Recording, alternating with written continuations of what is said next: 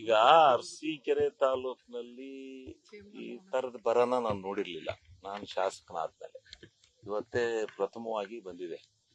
18ರಲ್ಲಿ ಸ್ವಲ್ಪ ಬಂದಿತ್ತು, ಬಂದ್ರು ಈ ಪ್ರಮಾಣದಲ್ಲಿ ಇರಲಿಲ್ಲ. ಬಟ್ ಆದ್ರೂ ಕೂಡ ನಾವು ಕುಡಿಯೋ ನೀರಿಗೆ ಬೇರೆ ವ್ಯವಸ್ಥೆ ಇಟ್ಕೊಂಡಿರೋದ್ರಿಂದ ಕುಡಿಯೋ ನೀರಿನ ಸಮಸ್ಯೆ ಸ್ವಲ್ಪ ಕಡಿಮೆ ಇದೆ. ಈಗ ನಮಗೆ ಬಂದಿರೋದು ದನಿನ ಮೇವು, ಎರಡನೇದು ನೀರು. ನೀರಿಂದು ಸ್ವಲ್ಪ ಹೆಂಗೋ ಸಾಲ ಮಾಡ್ತೀವಿ. ದನಿನ ಮೇವು ಮತ್ತು ಪರಿಹಾರ ಜನಗಳಿಗೆ. ಈಗ ಅವನು ಬೆಳೀತಾ ಇದ್ದ, ಎಷ್ಟು ನಿಂತೋಗ್ಬಿಟ್ರೆ ಅವನಿಗೆ ಬರೋ ಆದಾಯ ಇಲ್ಲ, ಆದಾಯನೇ ಇಲ್ಲ. ಯಾರ್ಯಾರಿ ತೆಂಗಿನ ತೋಟ ಇರುತ್ತೋ ಅವ್ರಿಗೊಂದು ಸ್ವಲ್ಪ ಇದ್ರೂ ಇರಬಹುದು. ಬಾಕಿ ಈ ಒಣಭೂಮಿನ ನಂಬ್ಕೊಂಡಿರ್ತಕ್ಕಂಥವ್ರಿಗೆ ಆದಾಯ ಇಲ್ಲ. ಅದರಿಂದ ನಾವು ಯಾವ ರೈತನ ಇವತ್ತು ಇನ್ಸೂರೆನ್ಸ್ ಮಾಡುವಾಗ ಒಂದು ಕಾನೂನನ್ನ ಮಾಡಿದ್ದಾರೆ. ಅದರಲ್ಲಿ ಯಾರು ಬಿತ್ತನೆ ಮಾಡೋದಿಲ್ಲ, ರೈತ ಇನ್ಸೂರೆನ್ಸ್ ಕಟ್ಟಿ ಬಿತ್ತನೆ ಮಾಡಕ್ ಮಳೆ ಬರೋದಿಲ್ಲ, ಅವನಿಗೆ ತಕ್ಷಣ 25% ಹಣವನ್ನು ಕೊಡಬೇಕು ಅಂತಕ್ಕಂಥದ್ದು ರೂಲ್ ಮಾಡಿದ್ದಾರೆ. ಆಮೇಲೆ ಬೆಳೆ ಹಾಕಿದ್ರು, ಬೆಳೆ ಹಾಕಿ ಇನ್ಸೂರೆನ್ಸ್ ಇದೆ, ಇನ್ಸೂರೆನ್ಸ್ ಇಲ್ಲ. ಇನ್ಸೂರೆನ್ಸ್ ಇಲ್ಲದೆ ಇದ್ರು ಇದೆ ಮಧ್ಯಕಾಲೀನ ಪರಿಹಾರ ಅಂತ ಕೊಡ್ಬೋದು. ನಿಮ್ದು ಎಲ್ಲ ಡಿಸೈಡ್ ಆಗಿ ಬರೋದಕ್ಕಿಂತ ಇನ್ಸೂರೆನ್ಸ್ ಇದೆ ನಿನ್ನ ಹತ್ರ, ಬೆಳೆನೂ ಹೋಗ್ಬಿಟ್ಟಿದೆ. ಬೆಳೆ ಈಗ ಹೋಗಿತ್ತು ಅಂತ DC ಅವರು ನಾವೆಲ್ಲ ಬಂದು ನೋಡಿ ವರದಿ ಕೊಟ್ಟೆವು ಅಂದ್ರೆ ತಕ್ಷಣ ಅವರು ಮಧ್ಯಕಾಲೀನವಾಗಿ ಮಧ್ಯಕಾಲೀನ ಪರಿಹಾರ ಅಂತ ಜಿಲ್ಲಾಧಿಕಾರಿಗಳೇ ಅದಕ್ಕೆ ಮುಖ್ಯಸ್ಥರು ಅದನ್ನು ಕೊಡಬಹುದು. ಅಂದ್ರೆ ತಕ್ಷಣ ರೈತರಿಗೆ ಪರಿಹಾರ ಕೊಡ್ತಕ್ಕಂಥ ಕೆಲಸ ಆಗಬೇಕು ಅನ್ನೋ ದೃಷ್ಟಿಯಿಂದ ಇನ್ಸೂರೆನ್ಸ್ ನಲ್ಲೂ ಇದೆಲ್ಲ ಅಡಾಪ್ಟ್ ಆಗಿದೆ. ಇದಾದ ಮೇಲೆ ಇದೆಲ್ಲನೂ ಒಕ್ಕೂಟ ವ್ಯವಸ್ಥೆನಲ್ಲಿ ಕೇಂದ್ರ ಮತ್ತು ರಾಜ್ಯಗಳು ಎರಡೂ ಸೇರಿನೇ ಈ ಬರನ ಎದುರಿಸಬೇಕು. ಅವರು ಪರಿಹಾರನ ಕೊಡಬೇಕು. ಪರಿಹಾರ ಕೊಡ್ತಕ್ಕಂಥದ್ದಕ್ಕೆ ನಾವು NDRF ಗೈಡ್ಲೈನ್ಸ್ ಅಂತ ಒಂದಿದೆ. ಆ ಗೈಡ್ಲೈನ್ಸ್ ಪ್ರಕಾರ ಇಲ್ಲಿಂದ ಕೇಂದ್ರ ಸರ್ಕಾರಕ್ಕೆ ವರದಿ ಕೊಡಬೇಕು. ನಾವು ರಾಜ್ಯ ಸರ್ಕಾರ ಕೊಡಬೇಕು, ಜಿಲ್ಲೆಯವರು ಕೊಟ್ಟಂತದ್ದನ್ನ ಕೇಂದ್ರ ಸರ್ಕಾರಕ್ಕೆ ಸರ್ಕಾರ ಕಳಿಸುತ್ತೆ. ಅಲ್ಲಿಂದ ಬರ ಪೀಡಿತ ಅಂತೇಳಿ ಡಿಕ್ಲೇರ್ ಆಗಬೇಕು. ಫಸ್ಟ್ ಕೇಂದ್ರ ಸರ್ಕಾರ ಹೇಳೋವರೆಗೂ ನಾವಿಲ್ಲಿ ಇಷ್ಟೆಲ್ಲ ಇದ್ರು ನಮಗೆ ಅಧಿಕಾರ ಇಲ್ಲ ಡಾಟ್ ಅಂತ ಡಿಕ್ಲೇರ್ ಮಾಡಕ್ಕೆ, ಬರ ಅಂತ ಡಿಕ್ಲೇರ್ ಮಾಡಕ್ಕೆ. ಕೇಂದ್ರ ಸರ್ಕಾರನೇ ಡಿಕ್ಲೇರ್ ಮಾಡಬೇಕು. ಕೇಂದ್ರ ಸರ್ಕಾರ ಆಯ್ತ್ರಪ್ಪ ನಿಮ್ದು ಕರ್ನಾಟಕದಲ್ಲಿ ಬರ ಇದೆ ಅಂತೇಳಿ ಹೇಳಿದ್ರೆ ಆವಾಗ ಅವರೂ ಸ್ವಲ್ಪ ದುಡ್ಡು ಕೊಡಬೇಕು, ನಾವು ದುಡ್ಡು ಹಾಕ್ಬೇಕು. ಇಬ್ರು ಸೇರಿ ಈ ಭೂಮಿ ಗೊತ್ತೇ ಇಲ್ಲ ಇವನ್ ಏನಾದ್ರೂ ಒಂದು ಈ ಬರೀ ಇನ್ಸೂರೆನ್ಸ್ ಇಂದ ಸಾಲಲ್ಲ, ಪರಿಹಾರನೂ ಕೊಡಬೇಕು ಅಂತಕ್ಕಂಥ ತೀರ್ಮಾನನ ಮಾಡಲೇಬೇಕು. ಅದು ಕಾನೂನು. ಈಗ ಅದಕ್ಕೋಸ್ಕರ ಡಾಟ್ ಅಂತ ಡಿಕ್ಲೇರ್ ಮಾಡ್ಸಕ್ಕೆ, ಬರ ಅಂತ ಡಿಕ್ಲೇರ್ ಮಾಡ್ಸಕ್ಕೆ ಇವತ್ತಿನವರೆಗೂ ಬರ ಅಂತ ಡಿಕ್ಲೇರ್ ಆಗಿಲ್ಲ ಕರ್ನಾಟಕ. ಅದಕ್ಕೋಸ್ಕರ ಈಗ ವರದಿನ ಕೇಂದ್ರ ಸರ್ಕಾರಕ್ಕೆ ಒತ್ಕೊಂಡು ಹೋಗ್ಬೇಕು. ಅದಕ್ಕೆ ನಾವೆಲ್ಲ ಸಚಿವರುಗಳು ಎಲ್ಲ ಇವತ್ತು ಮುಖ್ಯಮಂತ್ರಿಗಳು ವಿಡಿಯೋ ಕಾನ್ಫರೆನ್ಸ್ ಕರ್ಕೊಂಡು ಎಲ್ಲ ಮಾಡಿದ್ದಾರೆ. ಏನಾದ್ರೂ ಮಾಡಿ ಈ ಬರದಲ್ಲಿ ರೈತರನ್ನ ಬಚಾವ್ ಮಾಡಬೇಕು ಈ ಸಾರಿಯ ಅಂತೇಳಿ ಹೋರಾಟ ನಡೀತಾ ಇದೆ. ಅದಕ್ಕೆ ನಾವು ಬಂದಿದ್ದೀವಿ. ಸರ್ಕಾರಕ್ಕೆ ನಾವು ಭಾನುವಾರದ ದಿವಸ ಇಡೀ ಜಿಲ್ಲೆದು ಈಗೆಲ್ಲ ಸುತ್ತಿದೀವಿ. ಅಷ್ಟೊತ್ತಿಗೆ ಎಲ್ಲಾ ತಾಲೂಕಿನ ಅಧಿಕಾರಿಗಳು ಇಷ್ಟು ಹೆಕ್ಟೇರಲ್ಲಿ ಬಿತ್ತನೆ ಆಗಿಲ್ಲ, ಇಷ್ಟು ಹೆಕ್ಟೇರಲ್ಲಿ ಬೆಳೆ ನಾಶ ಆಗಿದೆ, ಇಂತಿಂತದ್ದು ಎಲ್ಲ ವರದಿನ ತಂದು ಕೊಡ್ತಾರೆ.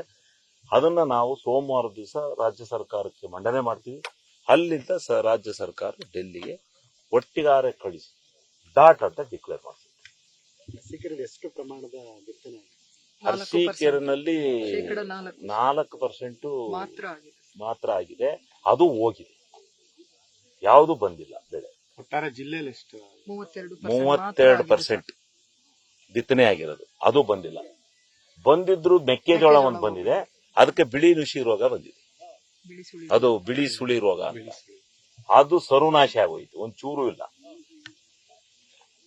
ಇದು ಸಂಕಷ್ಟ ಇರುವಂತದ್ದು. ಸರ್, ಈ KMFಗೆ ಜೋಳನು ಕೂಡ ರೈತರಿಂದ ನೇರ ತಗೋಬೇಕು ಅನ್ನುವಂತ ಈಗ ಜೋಳವೇ ಇಲ್ವಲ್ಲ. ಈಗ ಜೋಳ ತಗೋಬೇಕು, ಮುಂದೆ ಬೆಳಿಲಿ, ಜೋಳ ಬರ್ಲಿ, ಅದು ನನ್ನ ಮನಸ್ಸಿನಲ್ಲೂ ಇದೆ. ಆಂಧ್ರದಿಂದಲೋ ಮಡ್ರಾಸ್ನಿಂದಲೋ ಎಲ್ಲಿಂದ ರಾಜ್ಯದಿಂದ ಜೋಳ ತರಕ್ ಬಿಡಕ್ಕಾಗಿಲ್ಲ. ಮುಂದೆ ನಮ್ಮ ರಾಜ್ಯದ ಜೋಳನೇ ಮಾಡಿ ಫೀಡ್ಸ್ ಮಾಡಿ ನಮ್ಮ ರಾಜ್ಯಕ್ಕೆ ಕೊಡಬೇಕು, ನಮ್ಮ ಜಿಲ್ಲೆಗೆ ಕೊಡಬೇಕು.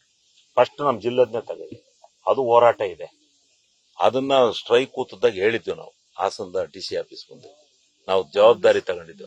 ಆದ್ರೆ ಈ ಸರಿ ಬಿತ್ತಿದಾಗ ಬರ್ಲೇ ಇಲ್ವೇ ಜೋಳನೇ ಬಂದಿಲ್ಲ.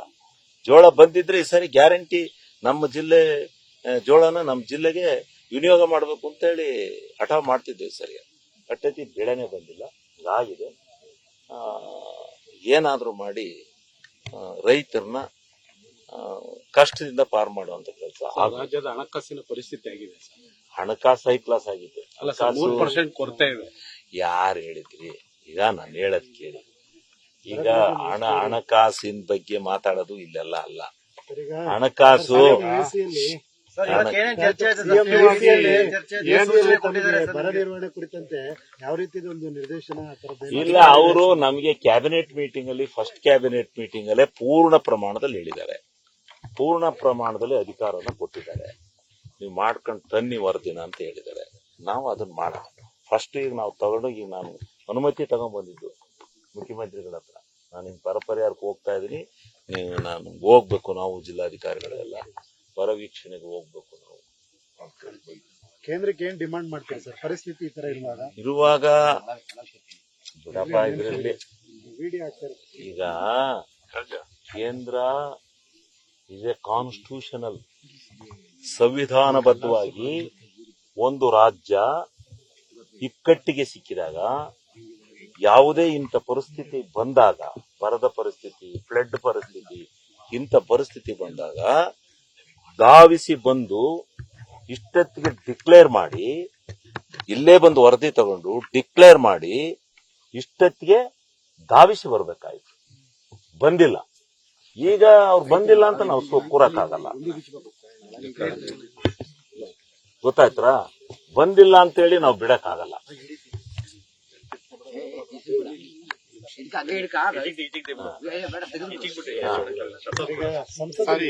ಬಿಜೆಪಿಯ ಸಂಸದರು ಸಹ ಕರ್ನಾಟಕದಿಂದ ಕಳಿಸಿದ್ದಾರೆ. ಅವರದ್ದು ಒಂದು ಇದರಲ್ಲಿ ಜವಾಬ್ದಾರಿ ಇದೆ. ಎಲ್ಲಕ್ಕಿಂತ ಜವಾಬ್ದಾರಿನ ಈ ದೇಶ ಆಳುವಂತ ಪ್ರಧಾನ ಮಂತ್ರಿಗಳು ಎಲ್ಲಾ ರಾಜ್ಯಗಳನ್ನು ಒಂದಾಗಿ ನೋಡಬೇಕು. ಯಾವ್ಯಾವ ರಾಜ್ಯ ಸಂಕಷ್ಟದಲ್ಲಿದೆ ಅಂತ ಹೇಳಿ ಡೆಲ್ಲಿ ದೊರೆಗಳು ಅಂತ ಅದಕ್ಕೆ ಅನ್ನೋದು.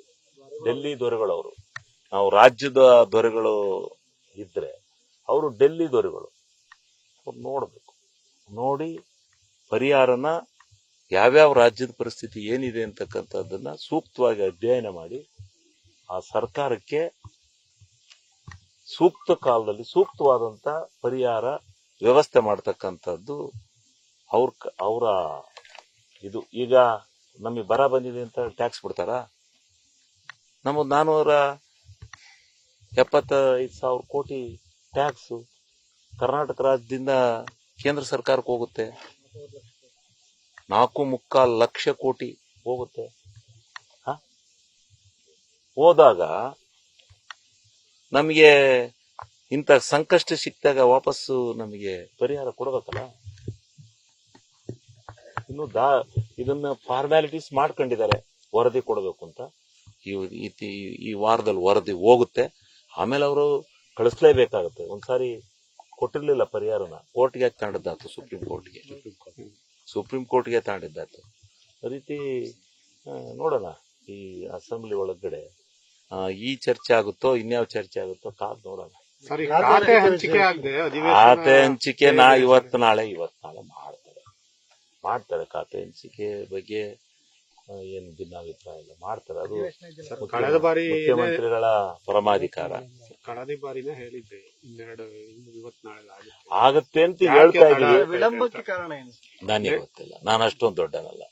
ಯಾವಾಗ ಸಾಮಾನ್ಯವಾಗಿ ನನಗೆ ಅಷ್ಟೊಂದು ದೊಡ್ಡ ಇದು ಇಲ್ಲ ನನಗೆ. ಸಚಿವ ಪ್ರಮಾಣ ವಚನ ಏನು ಸ್ವೀಕಾರ ಮಾಡ್ತೀರಿ? ಅದೇ ಒಂದಿನ ಒಳಗಡೆ ಕೊಡ್ತಾರೆ. ಇಲ್ಲ, ಅದು ಕೆಲವು ಸಂದರ್ಭದಲ್ಲಿ ಆಗಿದೆ, ಇಲ್ಲ ಅಂತ ಹೇಳಲ್ಲ. ಈಗ ಯಾಕೆ ತಡ ಇದೆ ಅಂತ ಹೇಳಿ ನನಗೆ ಅದರ ಮಾಹಿತಿ ಇಲ್ಲ. ಅದರಿಂದ ಅದು ಯಾಕಾಯಿತು ಅಂತೇಳಿ ನಾನು ವಿಶ್ಲೇಷಣೆ ಮಾಡಕ್ ಬರಲ್ಲ.